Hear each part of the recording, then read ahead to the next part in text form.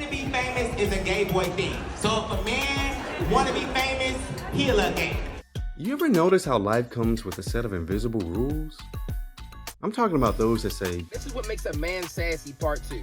Ladies, let me know if I left anything out. This list is crazy. Watch. So good handwriting, you sassy. If you got a nose ring, you sassy. If you eating a hot dog in public, you sassy. Have too many male friends? You sassy. Have too few male friends? You sassy. Take vitamins? Sassy. Get manicures? Sassy. Cocktails? Sassy. but here's the twist we all saw coming though. These rules, yeah, they get even more complex and absurd when you're black. I'm Darren from Push Block, and you're listening to Black History Year.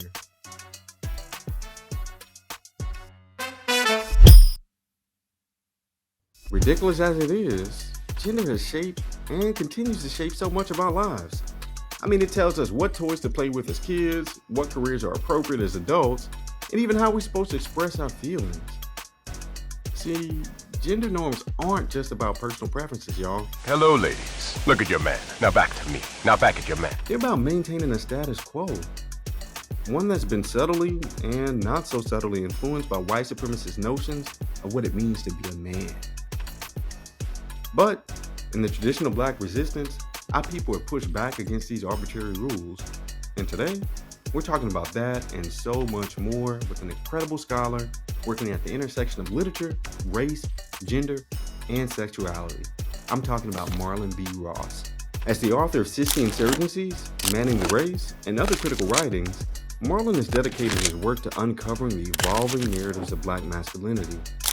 Now, this cat is redefining how we understand and discuss these very issues. And he's here to share insights that will have you rethinking, everything you know about manhood. We're interrogating everything from MLK's performance of masculinity to what we can actually learn from Martin's portrayal of Shanae. No, for real. So settle in, get comfortable, and prepare to question the rules you thought were unbreakable. What's up, fam? Before we dive into the episode, I have one small favor to ask. Please spread the word about Black History Year on social media. Podcasting is competitive, y'all, and the best way to grow is through your promotion. You can shout out this episode or share one lesson from it you found super interesting. Just tag us at We Are Push Black on Instagram and TikTok so more folks can access the Black history they didn't teach us in school. Your support means the world to us, and your minute of effort makes our hours of work worth it. So thank you, fam. Hello, Marlon. Thank you so much for taking time out your day to meet with us today. No problem. I'm looking forward to it. Yes. Well, the way that we like to open up our Black History Year episodes, we ask all our guests the same question. So what we want to know today is, what does Black liberation look like to you, Marlon? Wow, that's a great question. To me, Black liberation looks like the total abolition of white supremacy and patriarchy. And I don't think one can be obliterated without the other. This also involves, at a high abstract level, the obliteration of colonialism, with the European powers for centuries that have dominated and in some ways continue to dominate, because that's where a lot of white supremacy and the particular version of patriarchy that we're undergoing came from. I think at the moment we're dealing with a form of, as well, or within that, a form of out of control capitalism, where there is great economic disparity. And in this moment in the United States, that economic disparity, as has been the case historically, for the majority population, when they feel economically distressed, they blame other people, especially African Americans.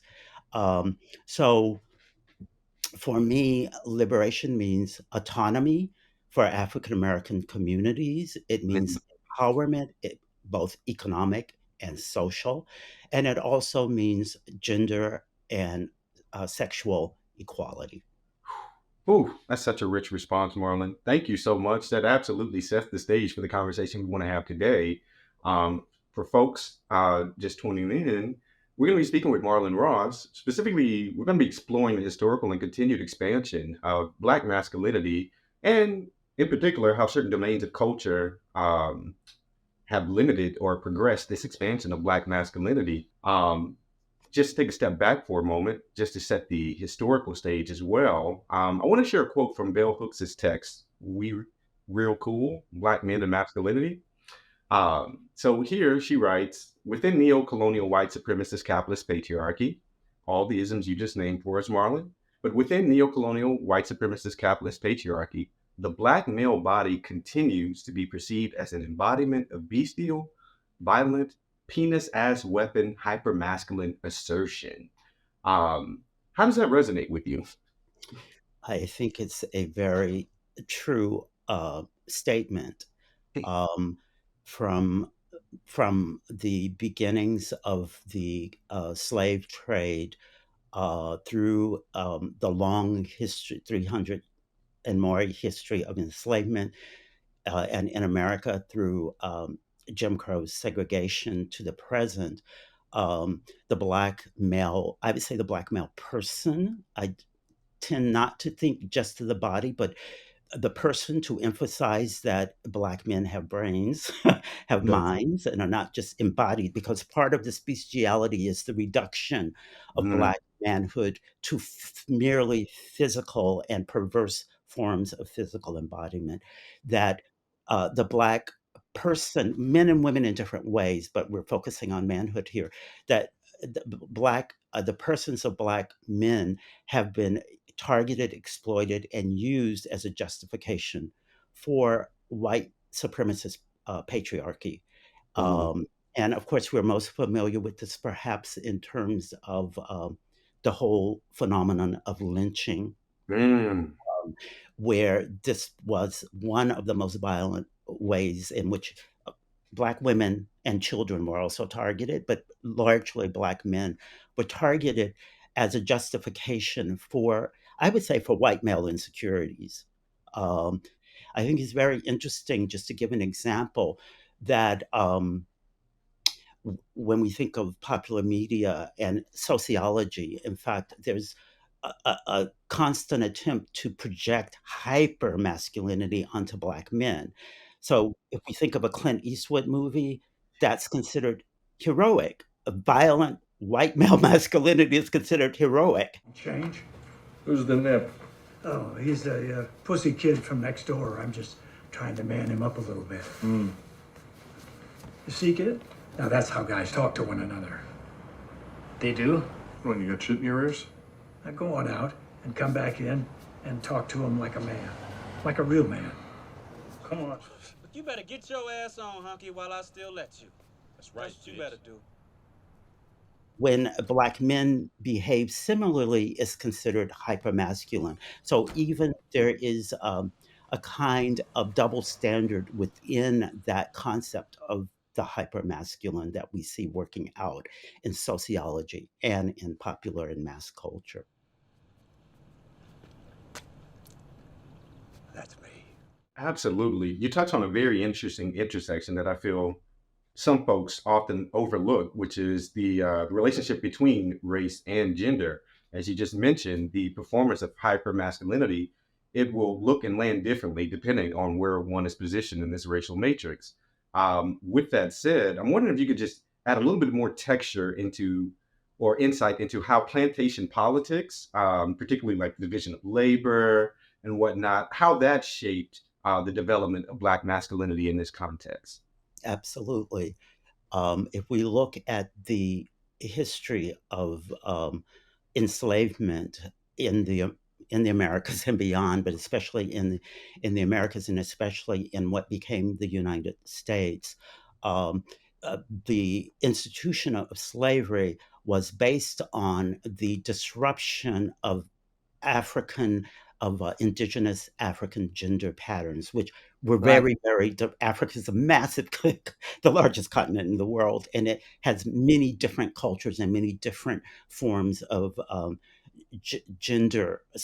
many kinds of gender systems. So, putting that aside for the moment, when Africans were kidnapped from the continent and brought here to perform forms of mental and physical labor. Um, there was a disruption of the gender norms that Africans were familiar with. And this was in order to perpetuate the exploitation of Black men and women. And one of the ways that Black men and women were made to seem perverse and not worthy of citizenship was to mock, ridicule, and dehumanize their gender comportment and their sexuality.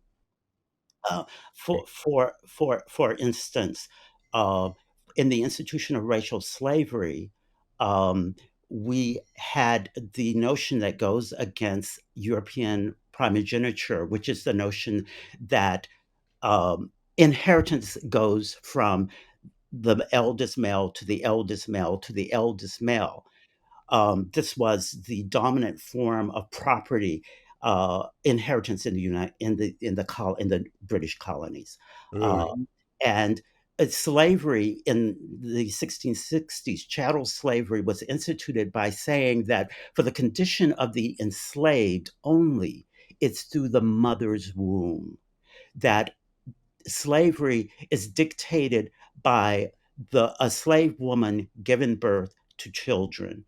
This law, which promulgated in 1661 in Virginia, meant that what became Black or African American people were the only people to be defined as property through the abnormal situation of inheritance being through the mother's line rather than through the father's line. And I'll just give you one example of the implication of that. It meant that a slave owner, an enslaver, could rape his female slaves and beget his own wealth.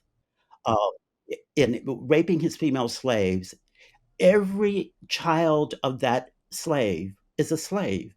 And slaves were more profitable than an acre of land. Each a slave was more profitable than an acre of land. Wow. Um, and so it also meant that those enslaved people could not be entitled to the inheritance of the slave master. So it defines their object status as property.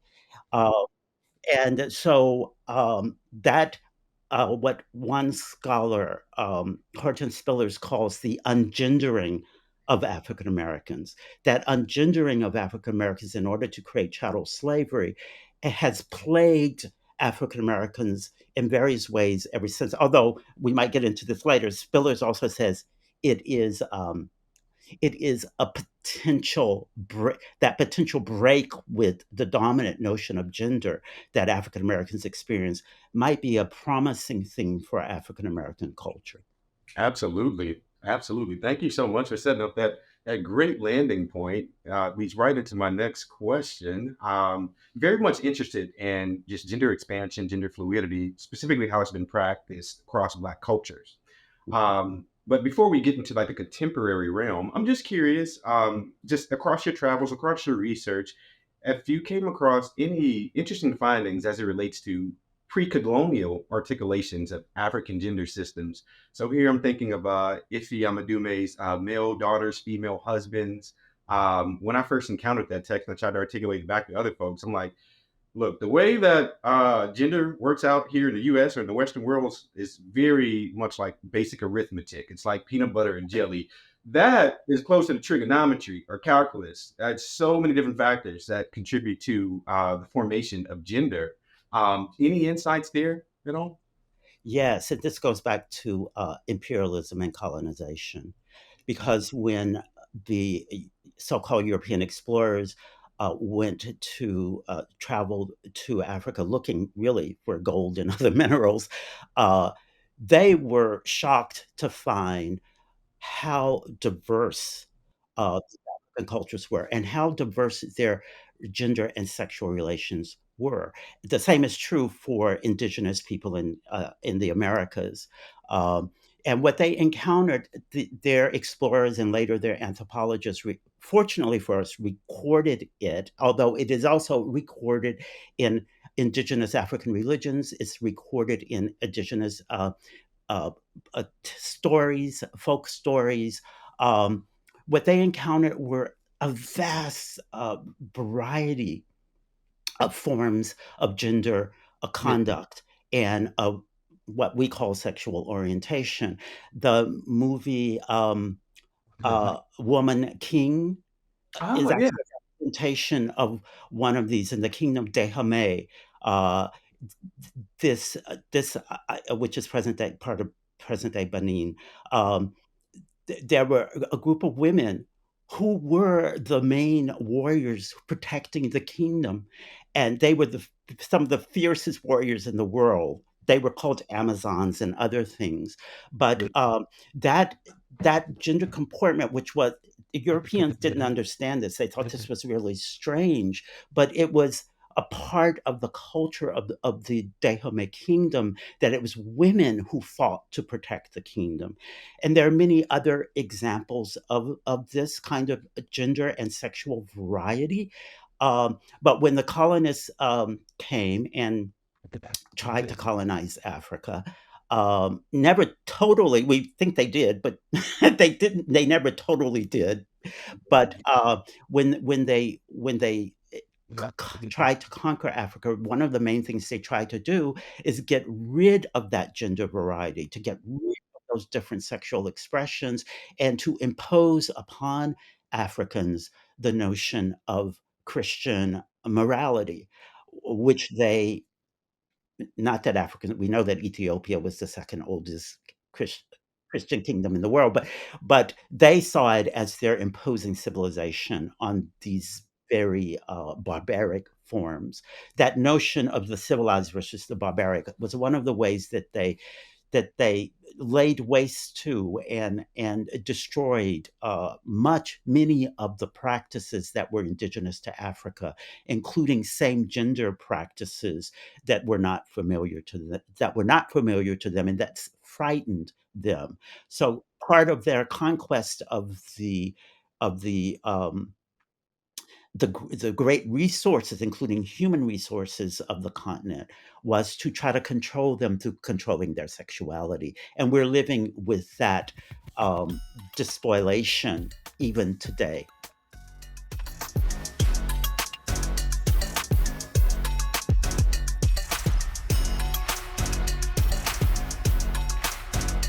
I'm very curious about the etymology of the word sissy. So this is a central concept to your text, Sissy Insurgencies, which we will absolutely get into soon. But yes, I'm curious about the development of this word over time. Mhm. And also, how does it compare or contrast with other adjacent identitarian concepts like the swish or dandy or butch or femme? Yeah. Um, the origin of the term sissy is clouded in obscurity, as is the case, because it's vernacular, and we don't always have good documentation for the vernacular. But etymological dictionaries tend to date it from the 1880s as a term that was in England, as a term that was used to describe an effeminate man. Um, the word comes from sister, and it's a double diminution of sister. It went from sister to sis. And in African American vernacular, we still use the term sis. We say, Yeah. "Oh, she's my sis," right? Yeah. Sis is a way of denoting a feminine, a more diminutive, a more feminized form of sister, a kind of, affectionate term for a little sister, sis. Cis at some point around the 1880s probably turned into sissy. I theorize, I speculate that sissy was probably originally used by uh, same gender loving men about other same gender loving men. Uh, it, as many words did, it came to the United States around the same time to denote a gender non normative male, either boy or an adult. Um, so what we see, and this is not unusual for gender terms, is that it goes from an affectionate description for female kin to a derogatory term for men who are too much like women in their gender conducts. Okay, I'll just give a couple of examples. One example is the term dandy. The term dandy originates in the 19th century in France and in England. And in the late 1700s in England, it became there was a man called Beau Brummel, Okay. and dandy indicated a man. It wasn't necessarily homosexuality. It was a man who was too proper and cleanly in his comportment. You have to remember that in the late 1700s, men were not necessarily clean. They didn't have soap. So, but Beau Brummel, who was a close friend of the man who became George IV, was very particular. He dressed in very extravagant, fine clothes. He bathed every morning. And he was very attentive to the detail of his body, which was identified more with women than men. So there was a kind of gender um, um, anomaly there. Um, but so that term dandy goes back a couple of centuries. But what's interesting about the term dandy, there's a wonderful scholar named Monica Miller who wrote a book on Black dandies. Um, during the 1830s and 40s in places like New York and Philadelphia, we had gradual emancipation. People often forget that the northern colonies, the northern states also had slavery. And in New York, for instance, they emancipated people over about a 20-year period. During this period, African American men were asserting their respectability as men. And one of the ways they asserted that respectability was meticulous grooming and dress. When they went out in public to go down the main thoroughfares, the high streets, they dressed very well, and they represented themselves and they represented the race through their dress. This is a history for Black men who we know are generally known for being great dresses and for being fashion forward. And I will just give one example of what I might say is contemporary dandy, and that is Dapper Dan. Yes, absolutely. Um, Dapper Dan, who identifies as straight. So again, this is not same gender necessarily. Dapper Dan, we have, during the 80s and 90s and into the 2000s, a lot of what became the most fashionable form of dress for men. Um, that was promulgated by this Harlem fashionista, Dapper Dan, who took a high culture of fashion and re-rigged it for the street and for African American male fashion. Wow. Wow. This reminds me of this an early aughts pejorative that's kind of gone out of style, but it relates to this history you just shared with us. But this term metrosexual, Oh, um, yeah, yeah, haven't heard that in like a decade or so, at least. yeah. Um, but it's fascinating how persistent these ideas are. With this said, you touched upon this notion of grooming as it relates and cleanliness as it relates to perceived feminine comportment. Mhm. You write about this also in relationship to at least one historical subject in your text. Specifically, here, I'm thinking about Booker T. Washington. Um, we don't often think about these great race men of history in relationship to the sissy figure. But one thing I really appreciate about your text is you touch upon a wide variety of Black masculine subjects who all in some way intersect with this idea. With that said, why did you decide to write about Booker T. Washington in relationship to sissiness? Um, it was an unlikely subject. Let's see. But the more I thought about it, the more I read, the more I thought I wanted to use Washington as the first historical instance because of his own focus on hygiene as Mm, the basis for uplifting the race. Um, Washington himself talked about the gospel of the toothbrush, and he talked about housekeeping. He says that when he matriculated, the way he got a scholarship to attend Hampton Institute, now Hampton University, was a woman.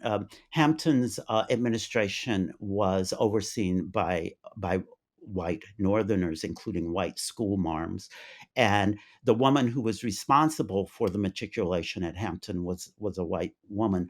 And when he got to campus, he was dirty, but she told him that if he could clean the room well, he could get a scholarship to go to Hampton.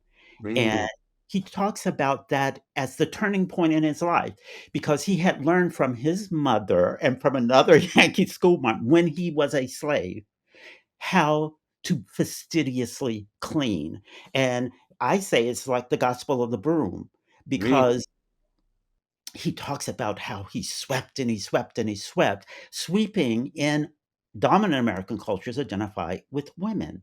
yes. And that's why witches ride on brooms because in European culture, the broom was a totem of the female. And when the female got out of order and became too uppity, she could fly on her broom. It became a weapon rather. Okay, but anyway, I get off I subject. love that. Thank you. But so the broom, it has a different connotation in many African cultures, the broom and sweeping. But so Booker T. Washington sort of took on this mantle of being a man who was willing to humble himself into feminine tasks in order to become a leader of the race.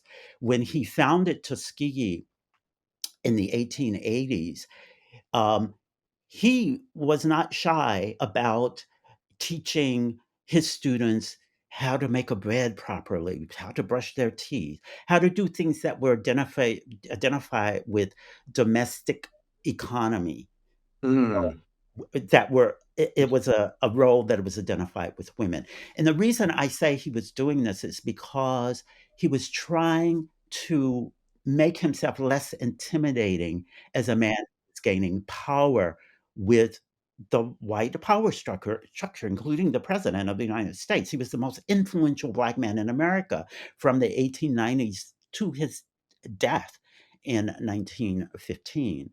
Um, and so by being not a super masculine man, but by portraying himself as more feminine, he was able to make himself acceptable to the power structure, and they liked dealing with him. Carnegie and all of the Roosevelt, all of these people who donated immensely to Tuskegee, they felt that he was an acceptable person. This went along with, of course, a political program of not demanding political rights immediately, but instead focusing on self-help economic rights. yeah, Last thing yeah, I would say about this is that one reason that I was able to identify Washington as a potential subject was the attacks on him by yes.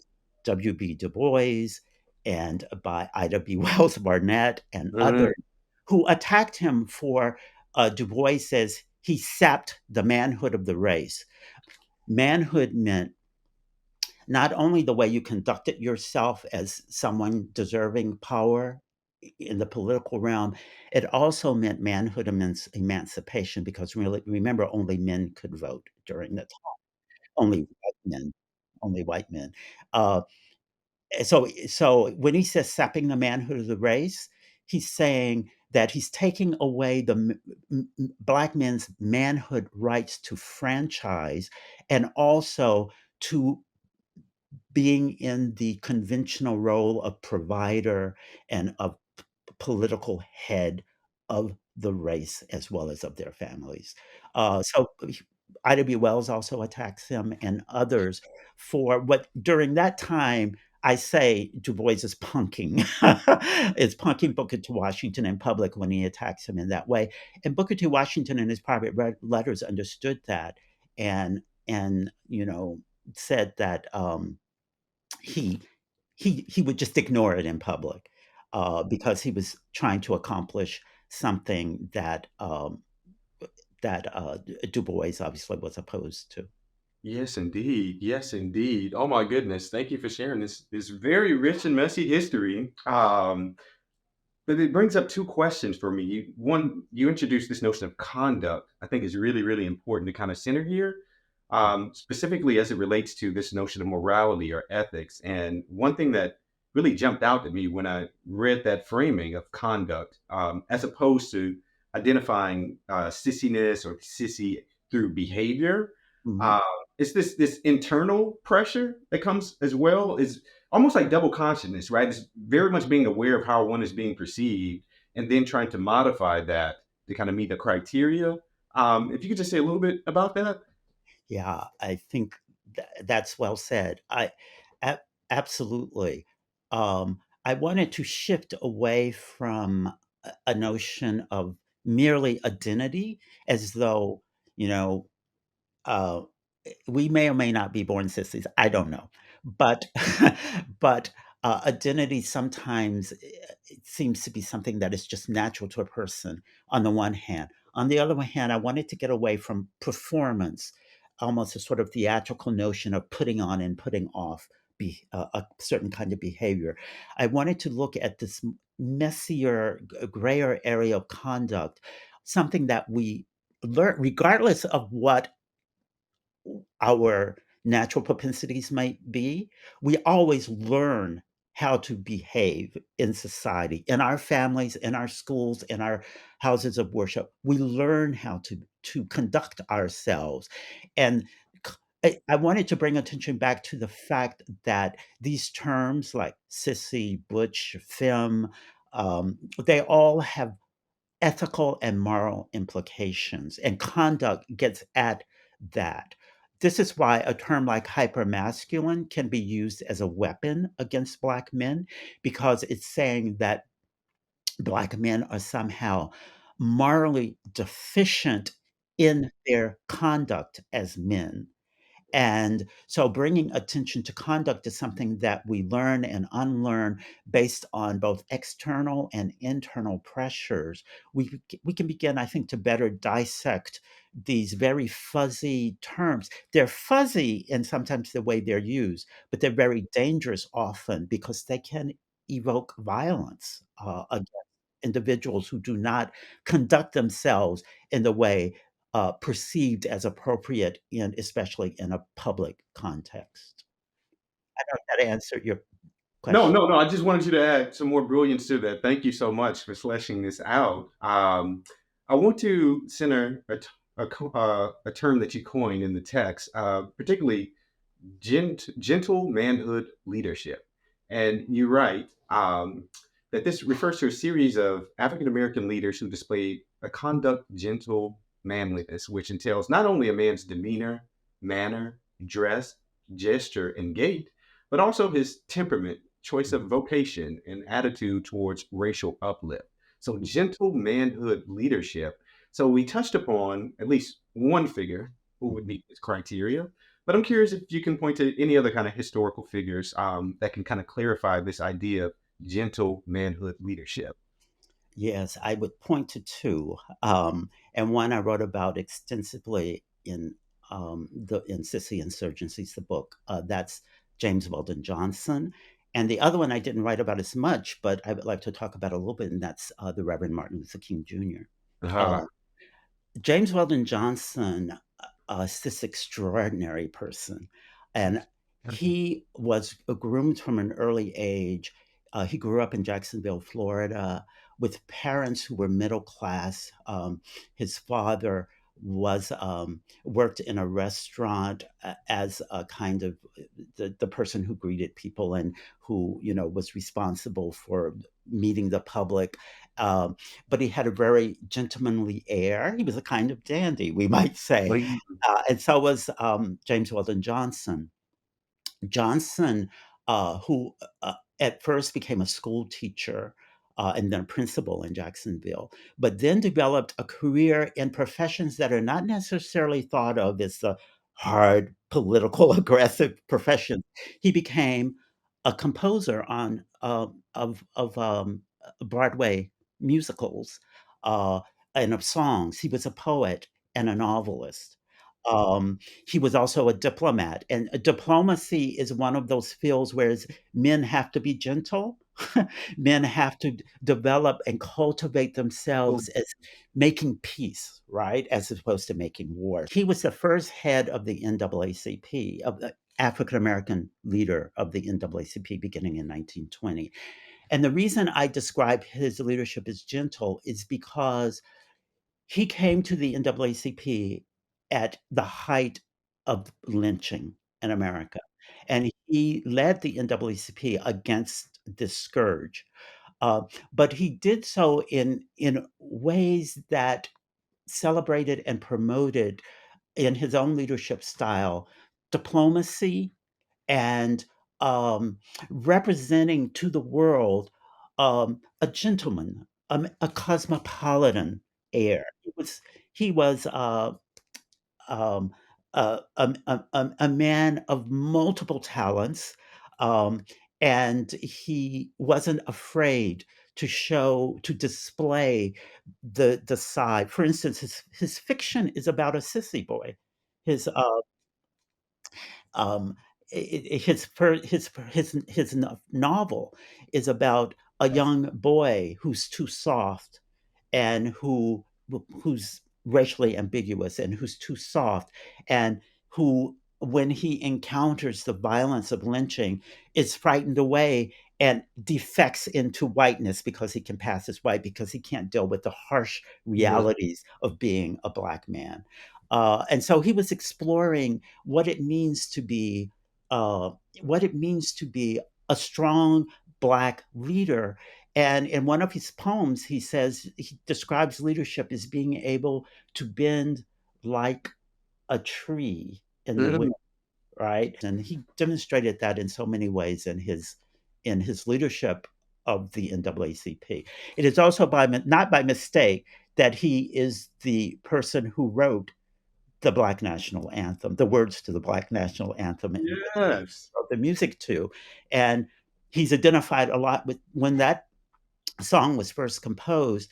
Uh, Black schools took it up all over the country. So he was strongly identified with the nurturing of children. He composed it for the performance of young school children. Wow. So the notion of being identified with nurturing, with school teaching, which is often identified as a woman's vocation, he wasn't afraid to take that on. Wow. Wow. Okay. Okay. I do have one historical figure, but you also mentioned King. If you could touch Oh upon. yes, briefly. Um, I, in every way, the Reverend King comported himself as a heteronormative man. Okay, so I'm not talking about his sexual orientation. I'm talking about the way he conducted his leadership of the Southern Christian Leadership Conference, the SCLC, by focusing on the LCLC, on nonviolent resistance, which was perceived at the time as too soft. And Malcolm X famously in 1963 attacked Martin Luther King's leadership by saying, "Why are you putting women and children at the front of the battle line? That's where men deserve to be." And King responded to that by reaffirming the power of nonviolence resistance, which represents the capacity to be vulnerable. People called it passive resistance, and he said, "No, I don't want to call it that. It's nonviolent resistance." And he describes nonviolent resistance actually in military terms in responding to Malcolm X and others, in trying to say it's not a matter of weakness that when you see uh, uh, people protesting in the South and going into the fetal position to be subjecting themselves to the arrest of the white power structure. That's not a sign of weakness; it's a power of strength. Mm, When we reach turning the other cheek as yeah. a principle of Christian love, that's not a sign of weakness. It's a sign of moral strength. So he was perceived as, let's say, too gentle by the Black Power movement that emerged in the mid 1960s, and he responded to it by not abandoning notions of nonviolence, but by trying to say that this binary doesn't work, that this binary of warring hardness versus passive resistance.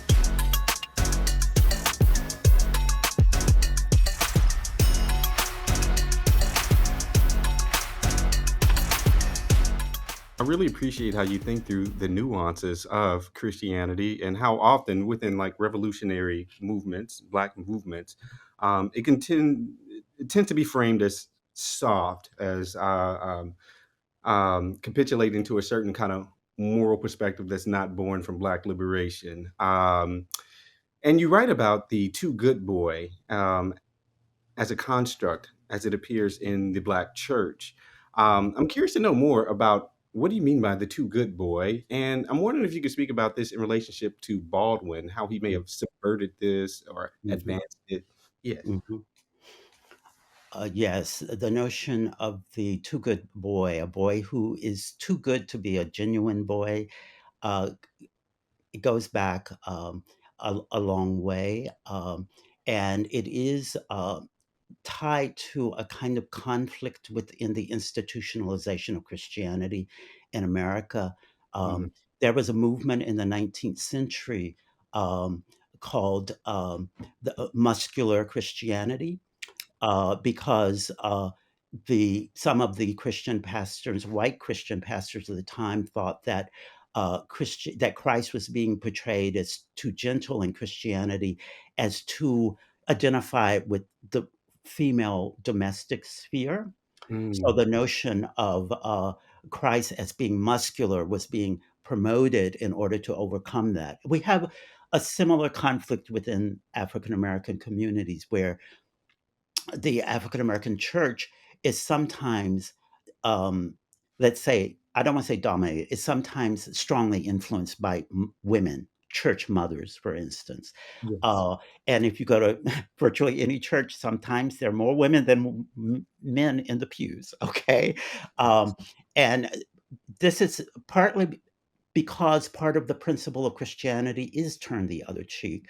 And Christ as a figure is someone who is a martyr, Mhm. right? Is someone who is vulnerable and who focuses on self sacrifice rather than a kind of warring masculine hardness. Mhm. So um, we see this dynamic in the Black church whereby, on the one hand, the church wants to raise good boys. It wants boys who are Christ-like. It wants boys who can sing in the choir and play the piano and do good recitations of poetry and scripture. Oratory, right? Mm, Being a good orator has long been taught in the Black church. Um, On the other hand, all of those characteristics in the dominant culture are identified with femininity. mm, And uh, often this creates a kind of internal conflict within the church. And while boys are supposed to be good, if they're too good, they become sissified, they become mm, slightly problematic. And that's why sometimes you have pastors preaching sermons against perversion and against, men not being men, uh, mm, in mm, order to try to what Evelyn Higginbottom calls to instill respectability politics in terms of gender back into mm. the conduct of the people. Um, Baldwin grew up in the Pentecostal church. His father, actually, it was his stepfather, um, was a preacher in a small storefront church. Uh, Baldwin rebelled against because he was not his father's biological son, and he had a sense of this, although it wasn't spoken. Mm. Um, and the fact that he was a too good boy. And by this, I meant that he was tied to his mother's apron strings. His mother called him her right hand man Oh, because he had, I think, 9 younger siblings. He was the oldest. He took care of them.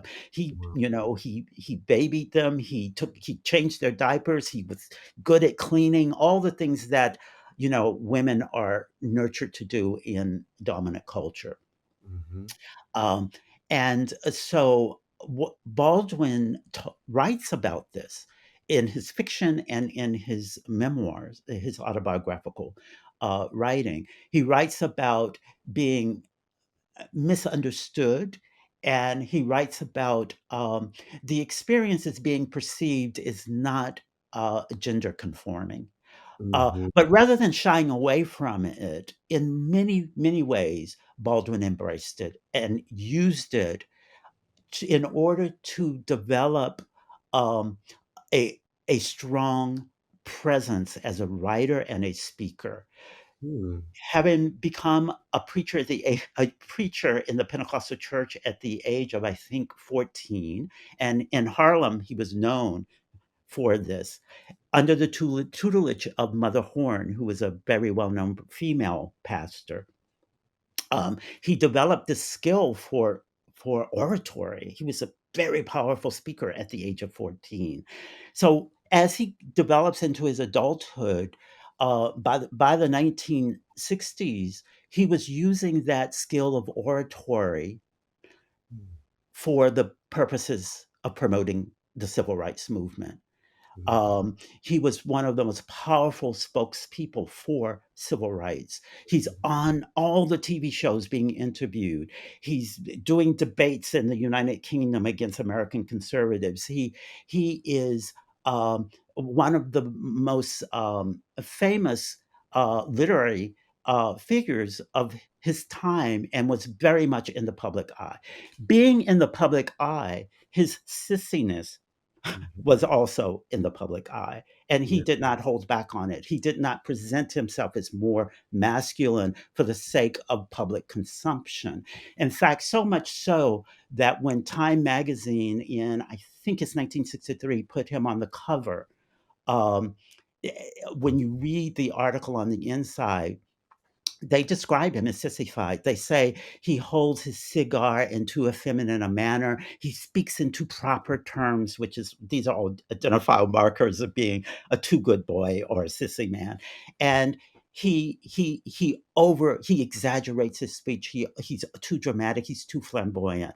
All of these terms were signaling not only his sissiness, but also at the time his homosexuality. He was writing about homosexuality from the 1950s. So it wasn't something that he was necessarily hiding.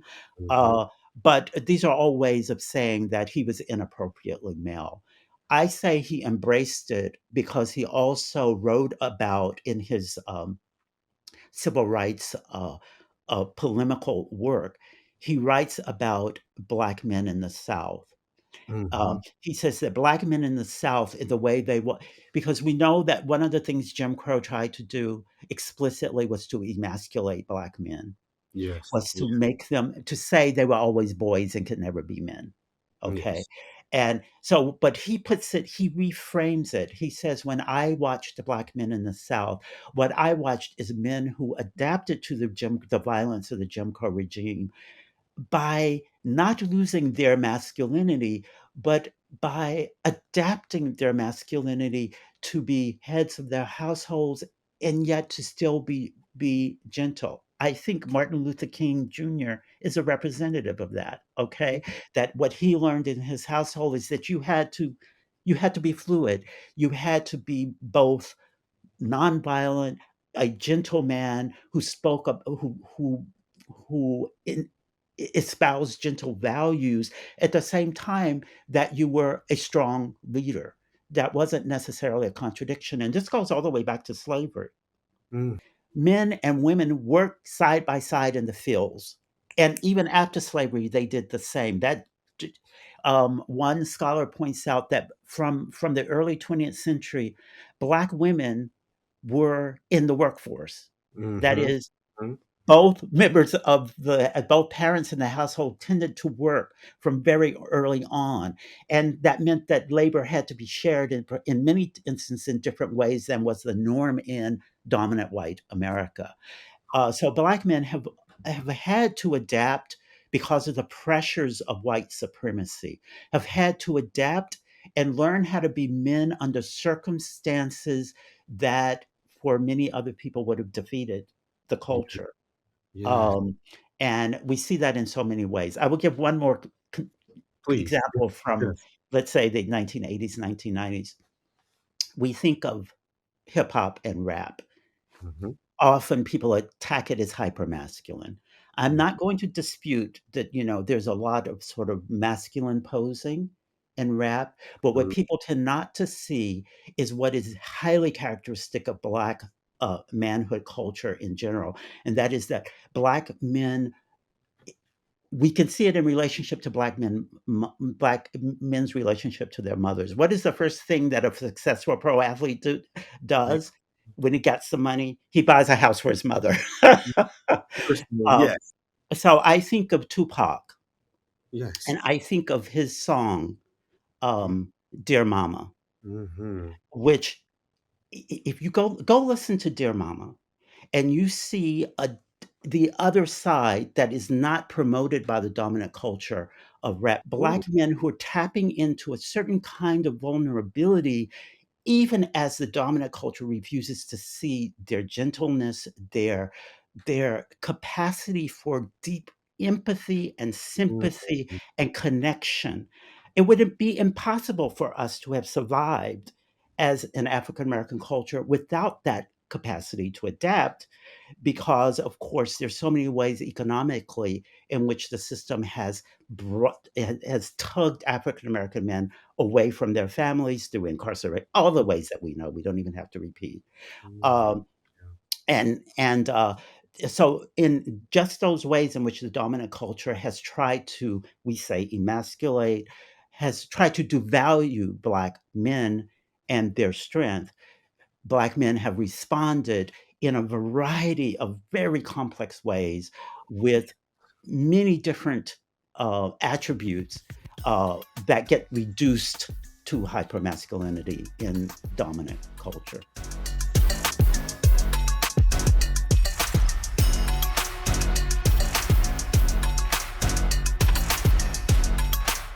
I'm gonna jump around a bit. I know I Okay, gave you a roadmap, but the road's wide open now. fine.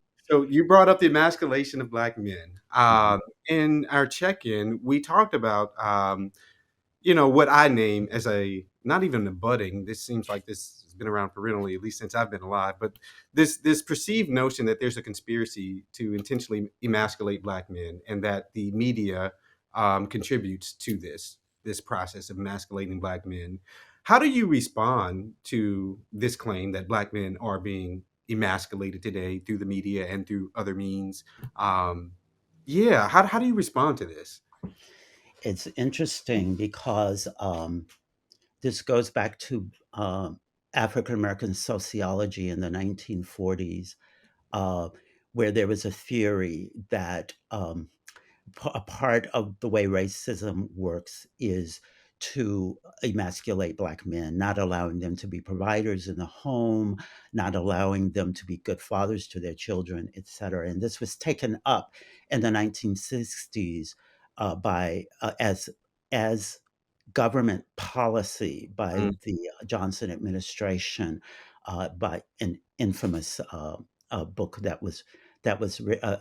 policy report that was written Montana? by Monahan, the Monahan Report.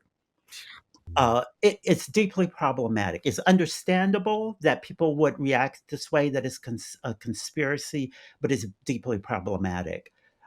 I would give the example. Often this conspiracy comes in the form in terms of social media of the meme of, look at this famous star who puts on a dress in order to make it in Hollywood.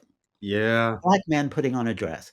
That is taken as the ultimate example of emasculation. Yeah. Yeah. Not mass incarceration, not violence, Yes. none of that. Yeah. Right. Yeah, exactly, exactly. I think that to a large extent, it is really a distraction Mm. because uh, Black men are not the only men who have put on a dress in order to produce humor. It goes way back in vaudeville culture that white men were also doing. I'm not excusing it. I'm just pointing out that as is often the case with a double standard, if a Black man does it, it's something radically different than if a white man does it. Mm-hmm. Mm-hmm. Okay, so that's the first thing I would say. But I think more importantly, uh, the real problem, emasculation is a problem, Mm-hmm. but I would not use that term. I would say that it has to do with the disempowerment of Black people, whether men or women. And part of that disempowerment works through distraction. Distraction is one of the magic tricks of white supremacy. It causes us to pay attention to something that is really relatively minor. The surveillance, profiling, and arrest of Black men and women, but especially Black men is where the bulk of it occurs. Is it is a conspiracy, okay? It But is. it's not that a group of white men got together and decided to do it. It's that economically it was beneficial to the United States at a point when the country was turning away from industrial output to a service economy. And Mm. Black men were seen as an excess labor force. That excess labor force got turned into incarceration. Mm. So incarceration is a way of making money out of the exploitation of Black male and female persons. So Mm. I put out that point because what happens is it means that we know that two-parent households do better than family households. Black people have adapted. I mean, Mm. single family households, yes, they are very rampant in African American community. But I would point this out: Black women and Black grandmothers, and sometimes single Black men have raised great Black men all the time because they understand that gender is not an ironclad binary. Mm-hmm. Mm-hmm. Um, and they understand that strong women raise strong men. And even sometimes, uh, in the absence of Black men, due to the systematic incarceration of Black men. To me, that's a much more important issue than the so-called emasculation through Black male starts cross-dressing. Yes. Um, Now, there's one other aspect. I don't want to go on too long, Yeah. but there's one other aspect of this that I think is important. It if we go back to Geraldine, if we go back and look at the of Geraldine, that's a Black man putting on a dress. That representation of Black womanhood is actually not only very funny but very respectful.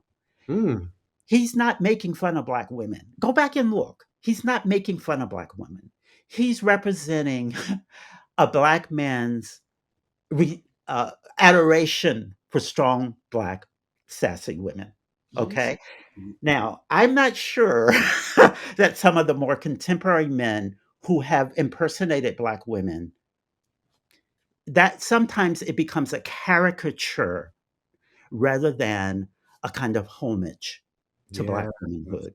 And I think there are many instances of that happening more recently since the 1990s and into the 2000s with a variety of figures. So I think what people are seeing is they're seeing the caricature.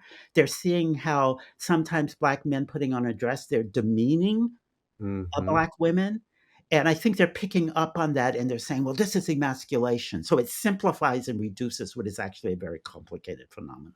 This is fascinating. This is so fascinating. Okay, I'm going to toss out just a few media properties because it just brings to mind just this conundrum around when Black men decide to put on a dress and perform. Mhm. Um, who tends to be attacked versus who tends to be kind of embraced or celebrated? Mhm. As you were speaking about Geraldine and Flip Wilson's portrayal of Geraldine, it made me think of Martin Lawrence. In particular, Yeah. the show Martin, the figure Mhm. Shanae, right? Mhm. Um, which I'm somewhat ambivalent about. I don't even have like a cohesive thought, a way of understanding it. Of course, when I'm Yeah. younger, we're laughing, but what are we actually laughing at? Is it because Yeah. it's a femphobic portrayal that's Mhm. trying to make hyperfemininity or Black Mhm. hyperfemininity the butt of a joke, right? Mhm. But then, I think a little bit forward to another instance where Martin Lawrence donned a dress, and never did he have to receive these claims of being emasculated. The film Big Mama's House, uh, Mhm. where he plays this undercover cop and he Yeah. dresses like a grandmother and whatnot. Mhm. I don't recall any claims of Black men being emasculated writ large, or even particularly Martin Lawrence in that context. Mhm. Uh, Well, I'll take Shanae. okay, okay. For me, and it's difficult because a very skilled comedian can make you laugh even against your better judgment. And I think this is the case with Martin Lawrence, who's very talented. Mhm. Shanae is funny, but sometimes what's funny is based in a kind of mockery that is, I Mhm. would say, I don't want to say self hating, but self conflicted. Yes. Shanae is not just film phobic, it is also class phobic. It Ooh, is yeah. also, Shanae is not representing, it's representing what is unrespectable womanhood at a particular moment when presidents of the country, not just on the Republican side, but also on the Democratic side, are using the so called welfare queen as an object of disgust. Mm. So Shanae is taking that kind of general public disgust with a Black woman who's too sassy, too uppity, too much in her own power as a ghetto woman. Yeah, Okay?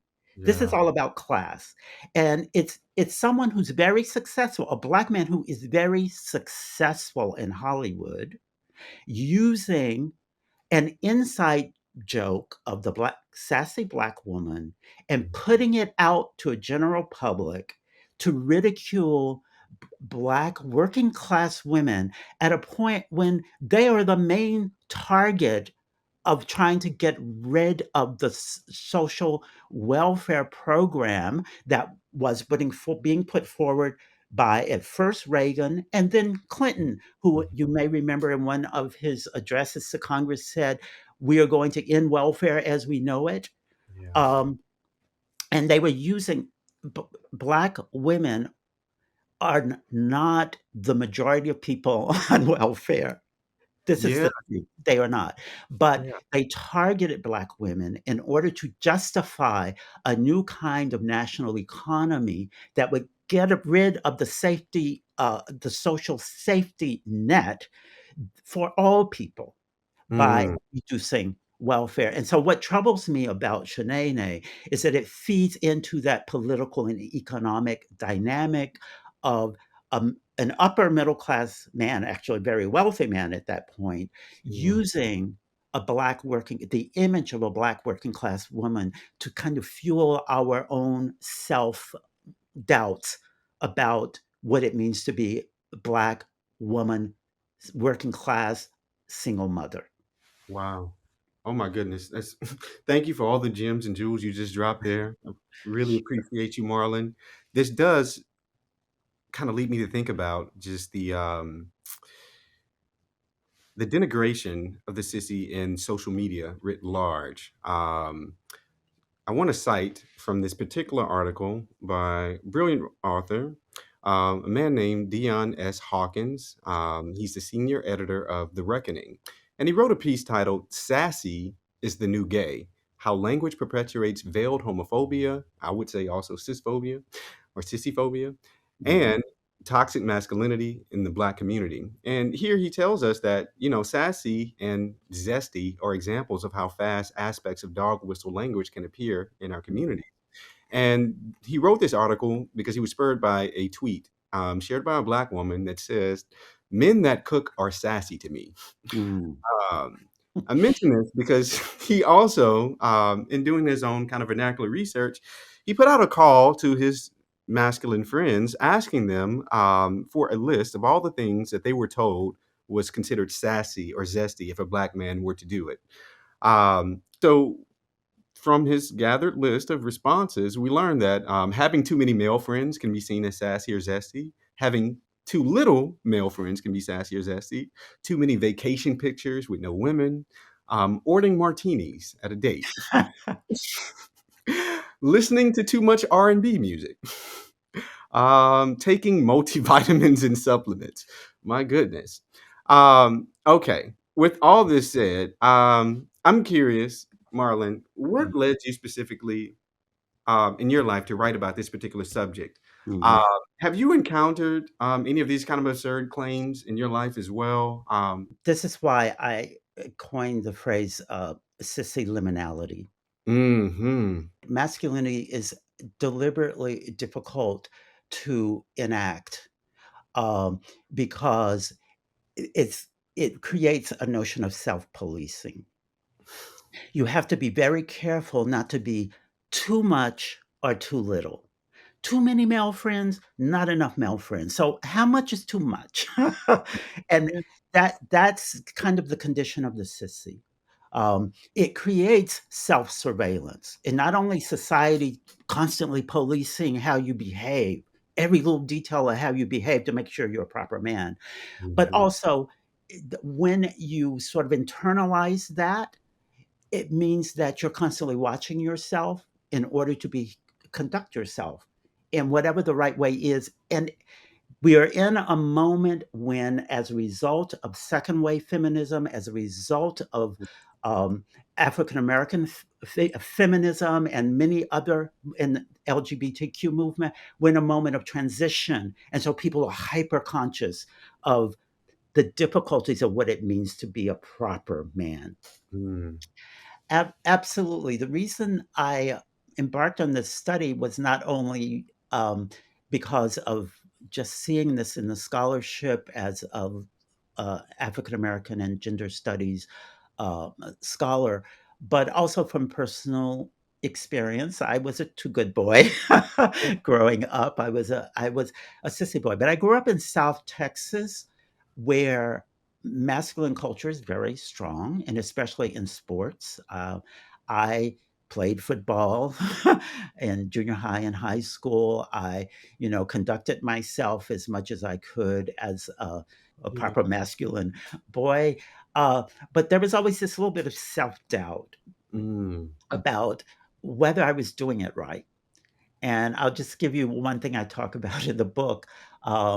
Is one day in high school, I was carrying my books, like holding my books close to the chest. First of all, I was carrying too many books. So another sign of see, this is being too much interested. All these books behind me. I was carrying my books like this, rather than having a couple of books swinging them at the side, the way most boys did in high school.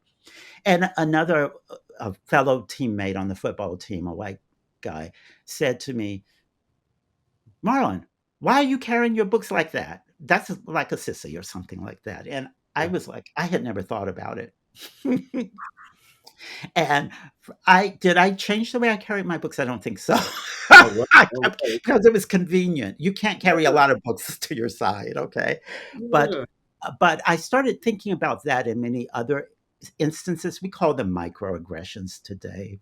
Mhm. Um, Many other instances of surveillance and self-surveillance that I underwent as a young as a boy and a young adult helped me to think about the history and the scholarship and the literature I think in more complex ways by using my own personal experience of what it means to be a too good boy, to Mhm. be, the pianist for the church, for the Sunday school, etc.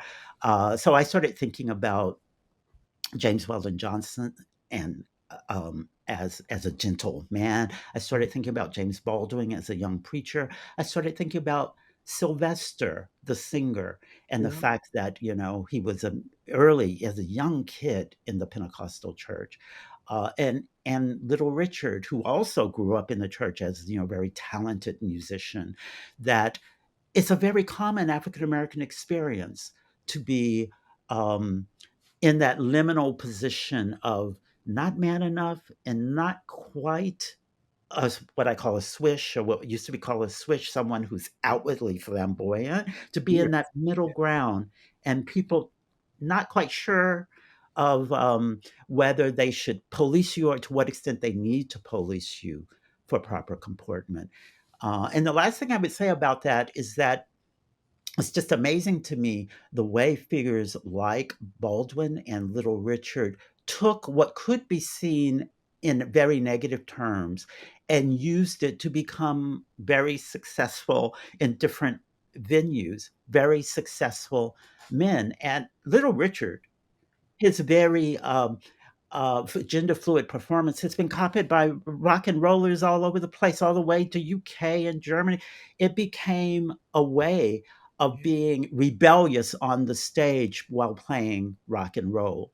Yeah. Um, and these men were often very heteronormative, these rock and rollers, and yet they adopted it because they saw how talented and extraordinary someone like Little Richard Penniman was. Indeed. Okay. Okay. I'm trying to coalesce a great landing space for us. But one thing I absolutely don't want to lose sight of is the notion of insurgency.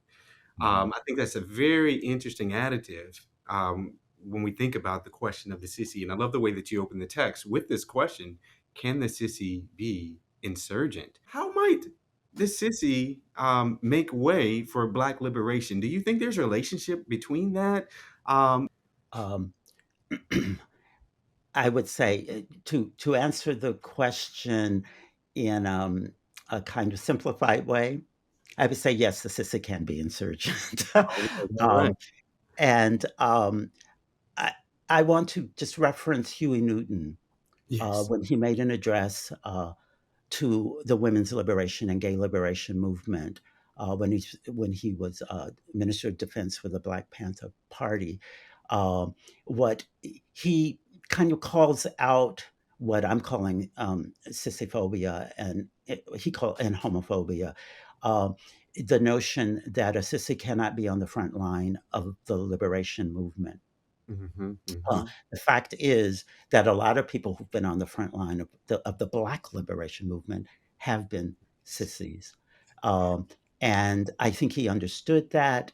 And he was calling out some of his own fellow Panthers to Hmm. make sure that we did not get distracted, so that they did not get distracted by these questions of what does it mean to be a panther, and whether gender performance was to be equated, a certain kind of masculine gender performance was to be equated with being a strong Black leader.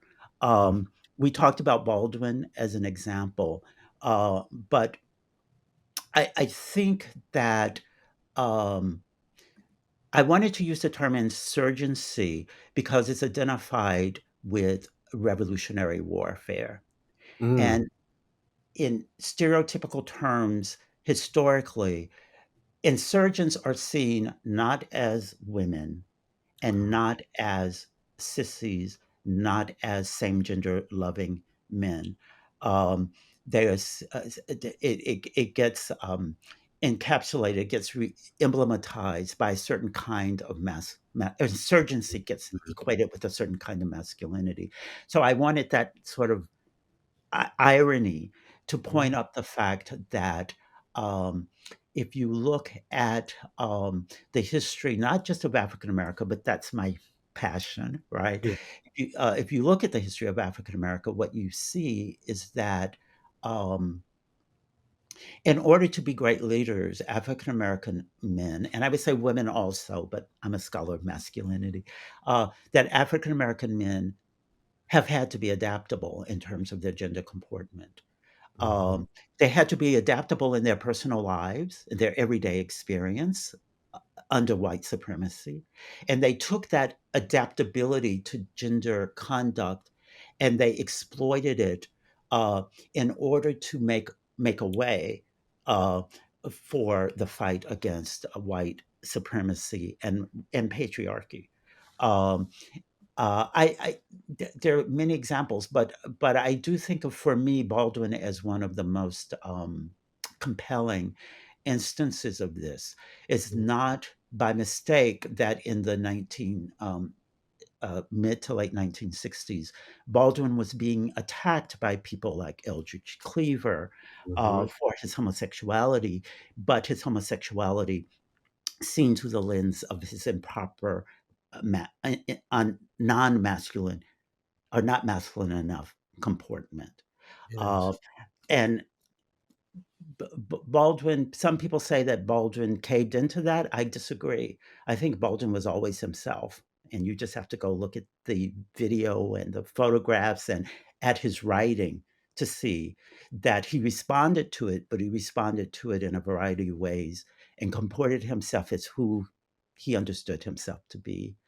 Um, so yes, the sissy. Not only can the sissy be insurgent, we cannot have real insurgency without sissies. Is the other way I would put it, because um, even the notion of the front line, which is a masculinist Yeah. image, the Mhm. front line of the battle. Um, we have to. It's hard to change our thinking because it's so embedded in our language and in our ideology. Yeah. But we are undergoing a change. Issues like non-binary, gender fluid, um, these are controversial, but they're helpful because they're forcing us to think about really what is good character? Mm. What does equality mean? And what does strength mean? These are characteristics that are shared by men, women, whether cis or trans. Yes. To be strong is not a gender characteristic. Mhm. It's a value, a moral value of one's character that does not have a gender basis. And that's what we have to learn. And when we begin to learn that, we'll also learn what it means to be Black and Mhm. queer or Black and straight, and how, in some ways, those terms are irrelevant Mhm. to what's truly valuable. And I would just say, what is truly valuable? That we have equal access to shelter, to Yes. freedom, to the vote, to economic opportunity. All of these things, which actually has these things have nothing to do with one's gender comportment, and Yes. it's what we all need, and Yes. that's what we all should be fighting for.